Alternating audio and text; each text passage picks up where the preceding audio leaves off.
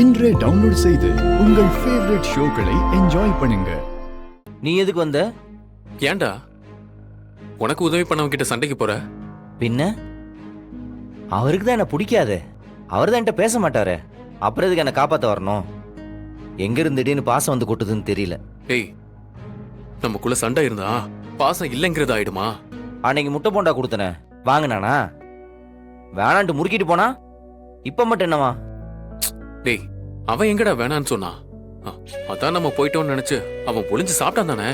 அதுவும் நீ நாலா பக்கமும் இருக்கியா இல்லையான்னு பார்த்து பார்த்து தானே சாப்பிட்டான். பாவம், எவ்வளவு கஷ்டமா இருந்திருக்கும். என்னடா ராகவா?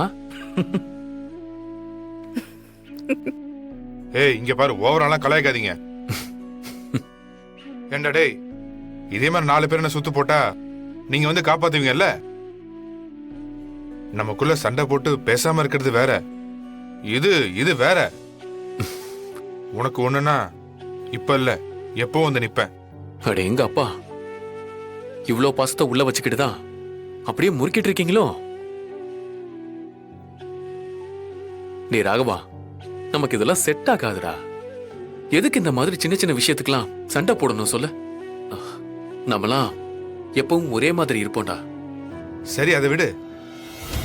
மாறன் அடிக்கிறதுக்கு யார் ஆள் அனுப்பியிருப்பா? வேற யாரு? தோ நம்ம கடை பக்கத்துல கடை வச்சிருக்கானே, அந்த நாதாரி தான். அவனா? அவன் எதுக்கிட்ட உன்ன அடிக்கணும்?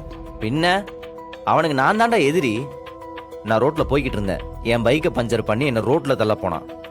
கொஞ்ச நேரத்துல என்ன அடிக்க ஆள் அனுப்பிச்சுட்டு இருக்கான். அவனை இன்னைக்கு கிழிச்சு தொங்க விடாம விட மாட்டேன். இரு. சும்மா இருடா.